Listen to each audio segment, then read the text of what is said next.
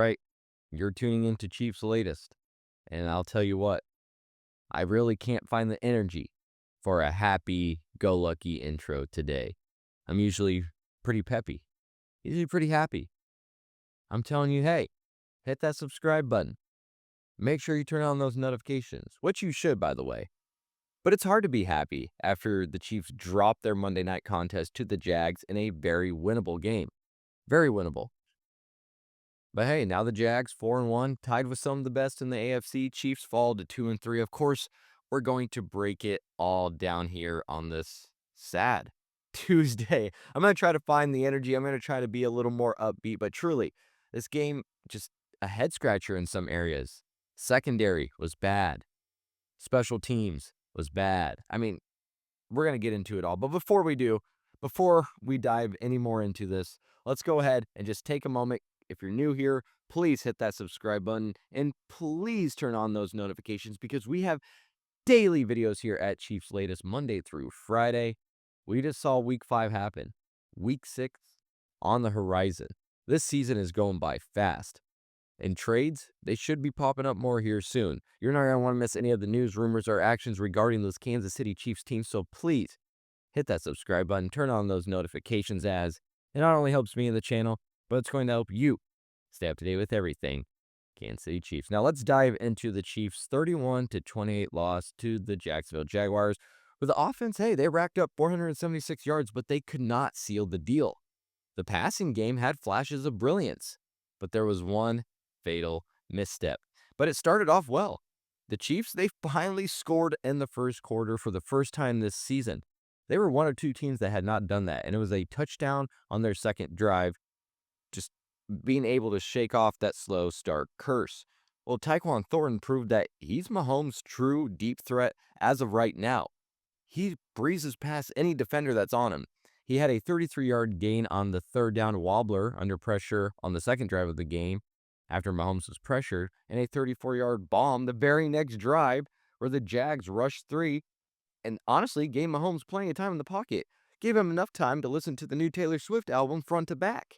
I don't know why they gave him that much time, but Thornton took advantage of it. I mean, it was so much time in the pocket.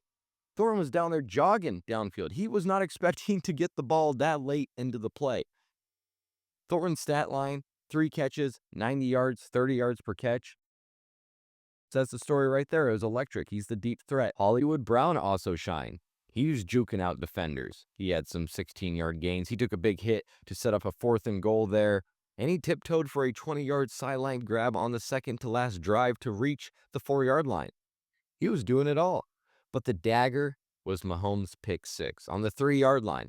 He was expecting the Jaguars blitz. He missed Devin Lloyd dropping back after a bluff, throwing straight to him. He returned it 99 yards. That flipped a 14-14 game to a 21-14 Jags lead. That was Lloyd's 4th pick of the year. That leads the NFL. He knows what he's doing. He's playing at an elite level right now. That one turnover, though the Chiefs did not lose the turnover battle, it was the most costly one. All right, let's go ahead and stick with the offense here with me, but we're going to now switch our attention to the run game. The Chiefs' run game wasn't utilized to its full potential once again. I'm getting kind of tired of it. The opening drive, no design runs. With a 3rd and 2 pass to Kelsey, which fell incomplete, over 6 plays. Why didn't you run it on that 3rd and 2, especially with Hunt? The first run of the entire game for the Chiefs went to Xavier Worthy, a 9-yard scamper, which I don't really mind that it went to Worthy at some point, but that's the first designed run play of your offense. Wasn't even to a running back. Isaiah Pacheco finally showed up with a season-long 16-yard run and was better in the passing game this week. Posted 3 catches for 20 yards, including a 10-yard check down on the 6th drive, where he also had a 3-yard run and an 11-yard run, where he bounced off a tackler and actually did something with his vision. Pacheco finished with 7 carries for 26 yards, a 5.1 average. Then Brashard Smith, he earned more trust. He leaked out for a 15-yard catch on the 2nd drive. That set up a 3rd and 9.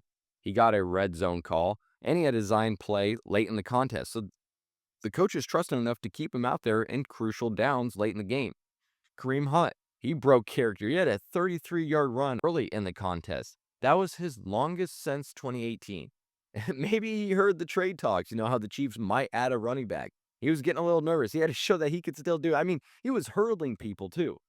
He was literally out there hurdling people at his age. It's crazy. But he did revert to that short yardage duties, finishing with 7 carries, 49 yards, and 2 touchdowns. So the run game brought balance late. You had 6 design runs on a 12-play, 86-yard touchdown drive. Notice how I said touchdown drive. When you utilize the run 6 times in that drive, you end up with a touchdown. Half your plays were a run, and it led to a touchdown. Why aren't we doing that more often in the game? It put you up 28-24. But a flat halftime 3 and out, no score before the break, it cost a double-dip chance for this team, for this offense, to put it away. Thornton and Brown's big plays, plus Smith and Pacheco's check-down work this game, show that the offense has potential, especially with Rashee Rice coming back very soon. But Mahomes' interception, the underused run game, honestly handed Jacksonville momentum. This game proved that balance and ball security are non-negotiable against a defense that has a bunch of ball hawks. That is a ball hawk defense. Just doesn't work, and it was proved here in this one. All right, let's unpack now the Chiefs' defense, where missed opportunities and honestly just the entire secondary struggles, except for McDuffie, let Jacksonville hang around for a comeback. Tight end Bretton Strange, the Jags' leading receiver entering the game, he sparked their early drive with a 22-yard catch, but his injury sidelined them, and honestly, probably was a bullet that Casey dodged. Even though they lost the game, I can't even imagine having to worry about him all game as well. But still, the secondary got torched on that drive. Brian Thomas Jr. grabbed a 22-yard pass as Lawrence had all day to throw, no pressure from the front, and then Parker Washington burned Cook with an angled release for the Jags' first touchdown. Then Jalen Watson had a rough night, especially on the final drive. Got beat by Thomas for a 43-yard gain on 3rd and 7, and then by Dyami Brown to set up 1st and 10 at the 11. Rookie Travis Hunter, who shows that he needs more snaps on the offensive side, made Chamari Connor pay. He outjumped him for a 44-yard catch. Come on, Connor. What are we doing? The rookie touched the ball 3 times for 64 yards, including an 8-yard juke that set up a 52-yard field goal for a 24-21 Jags lead. Travis Hunter had a game. Yeah, you look at the stats and be like, oh, okay, kind of modest. But the plays set up some crucial moments for them. Connor's failure to play the ball cost KC not once, but twice. He had it on the Hunter play where he came down with it, but he didn't play the ball on the pass interference on Bryce Thomas Jr., giving the ball to the Jags on the 1-yard line, in which the game-winning score happened. Spags didn't blitz Lawrence enough early. Honestly, let him settle in. And worse than that, where was the quarterback spy? Why was there never a quarterback spy? You let Lawrence free to scramble, 16 yards, 14 yards on the 4th drive, the latter reaching the red zone, and a 10-yard touchdown run to tie it at 14 all. Lawrence's legs kept drives alive, including a 3rd and 2 conversion for a field goal. He also finished with 10 carries for 54 yards, 2 touchdowns, including the game winner. He fell twice, but was still able to get up and just get on and out to the outside and get to the end zone. Put him up, 31-28, no big deal. I don't know. He had a good game, 18 of 25 for 221 yards, touchdown pass, and, of course, the runs. Nick Bolton was a bright spot, if we want to talk about bright spots at least. He racked up 12 tackles, forced a fumble on Lawrence during the 3rd drive. Trent McDuffie, he locked down their top receiver. He snagged an interception at Jacksonville's 15-yard line, so there's some positives there. But the defense allowed the game to be flipped on the Jags' 4th drive. That's when it all went downhill. It was the drive that began on Jacksonville's 30-yard line. After being put in a 3rd and 15 with a delay of game, they were bailed out with a pass interference. It was a big break because if they would have had to punt the ball back, they would have still been down 2 scores and the Chiefs would have had good field position. Then Trevor Lawrence almost throws a pick, throwing behind Tim Patrick. You had 3 Chiefs juggle the ball, but no one could come down with it. That would have flipped the game as well. It would have given the Chiefs the ball back. again, and they would have been up 2 scores. But Lawrence found Parker Washington for a touchdown later in the drive because we could not get the interception. So despite holding ETN to 12 carries for 49 yards, which I said was a key to the game, the Jags leaned on the run to bleed clock on their 8th drive, and it was working. The defense wasn't even in a bad spot all game. Jacksonville had to start inside their 15-yard line 4 times. So the defense, they were in good field position to get the ball back for the offense. Lawrence's mobility, 5.4 yards per carry, 2 touchdowns, exposed Spags' lack of a spy, while the secondary's missed plays on the ball allowed big gains. Bolton's tackles and McDuffie's pick kept KC in it, but this defense had a lot of problems, more specifically the secondary. But truly, the Chiefs' loss wasn't just, offense, and it wasn't just defense. Special teams and penalties were also a gut punch.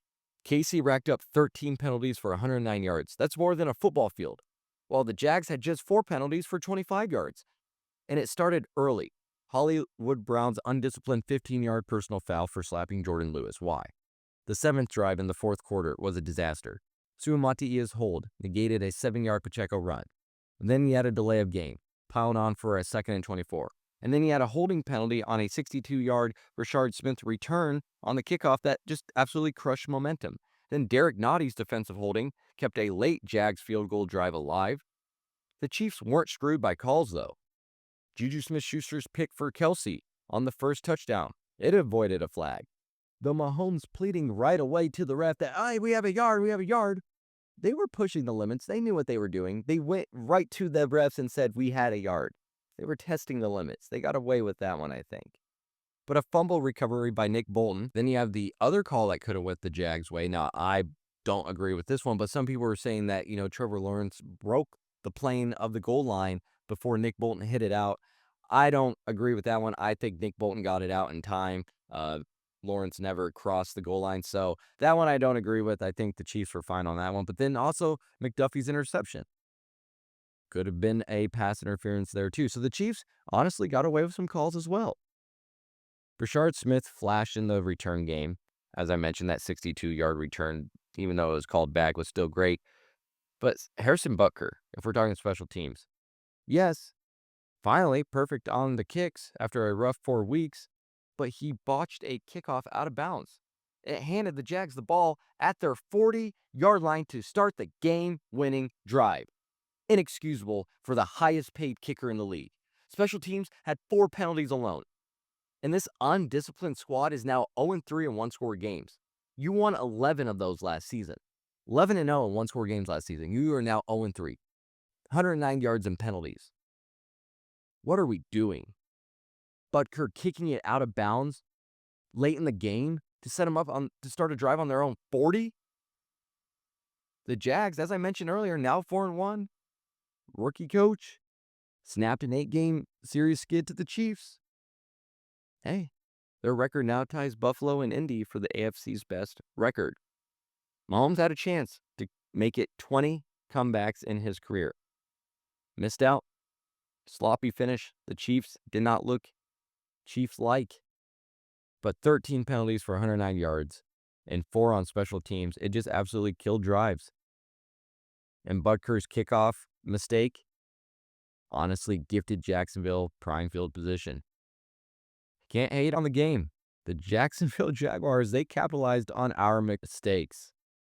These miscues, it flipped field position and honestly momentum. Turned a winnable game into a loss. And the Chiefs, this lack of discipline, it needs to be fixed and fixed very soon to avoid another one-score heartbreak. Well, as I mentioned, just a sad, gloomy Tuesday for Chiefs Kingdom. Let me know your thoughts and opinions about Monday night's game in the comments below. Let's try to keep it positive, but honestly, it's going to be hard to. I get it. We're going to have to turn our attention now to the Lions. Of course, we got a great week of episodes here at Cheifs Latest. If you haven't already, please hit that subscribe button. I am your host, Calvin Silvers, and until next time, have a good one.